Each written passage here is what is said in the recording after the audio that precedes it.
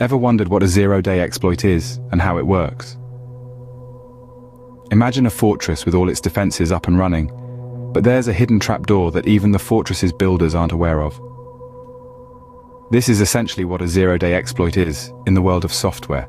It's a vulnerability, a flaw or a weak spot that's unknown to the software's creator or vendor. Now picture a cunning adversary who discovers this secret trapdoor. They can use it to infiltrate the fortress without raising any alarms. This is precisely what hackers do when they find a zero-day exploit. They exploit this vulnerability, gaining unauthorized access to a system or network, often with malicious intent. The scary part? The software's creators don't even know this backdoor exists until it's been exploited, hence the name Zero Day. So, a zero-day exploit is like a secret backdoor into a software system that even the software's creators don't know about. Now that we know what a zero-day exploit is, let's delve into why it's a major concern. These exploits are like silent ninjas, infiltrating systems undetected, often for years, and that's what makes them particularly dangerous. They're the digital equivalent of a stealth bomber, flying under the radar of standard security measures. Imagine the havoc they can cause. They can be used for a range of cybercrimes, from data theft to system damage. Your private information, financial details, even your identity could be stolen without your knowledge. They can also cause system damage, rendering your devices useless, or worse, turning them into zombies in a botnet army. But it doesn't stop there. Zero-day exploits can also be used for espionage, spying on individuals, corporations, or even governments. They're the perfect tool for cyber spies, as they allow them to gather information undetected.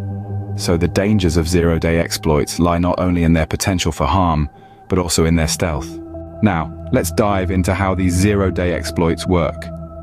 In essence, the life cycle of a zero-day exploit can be broken down into 3 key phases: discovery, creation, and deployment.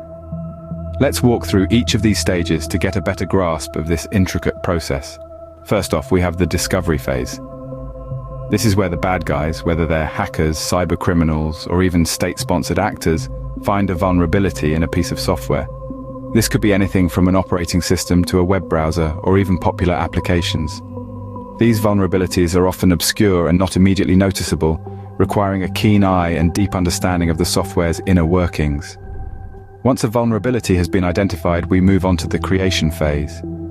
Here, the exploit is developed. This is a piece of code designed specifically to take advantage of the discovered vulnerability. The exploit's purpose: to provide the attacker with unauthorized access or control over the system or software. The creation of an exploit requires a high level of technical knowledge and expertise, as it must be crafted to bypass security measures and remain undetected. Now we reach the third and final phase: deployment.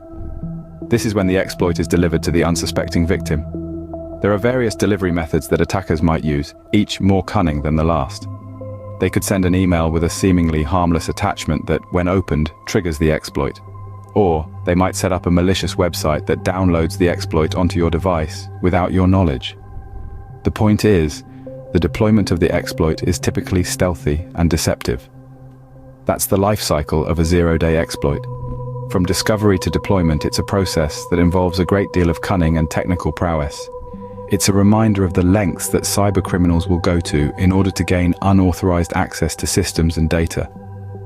Understanding the process of a zero-day exploit helps us to appreciate the complexity and cunning involved in these cyber attacks. Finally, you might be wondering, how do we protect ourselves from zero-day exploits? Well, there's no foolproof way, but there are several steps we can take to reduce the risk. At the top of the list is keeping our software updated.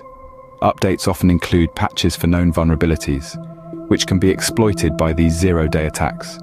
Now you might think that skipping 1 or 2 updates won't hurt, right? Wrong. Each missed update is like leaving your door unlocked, inviting trouble. Next, we have strong cybersecurity measures. This includes having a reliable antivirus software, using strong, unique passwords, and being wary of suspicious emails or links. Also, backing up your data regularly can save you from a lot of trouble in case your system does get compromised. While it's impossible to completely eliminate the risk of zero-day exploits, these steps can significantly lower the odds. Remember, the best defense against zero-day exploits is vigilance and regular software updates.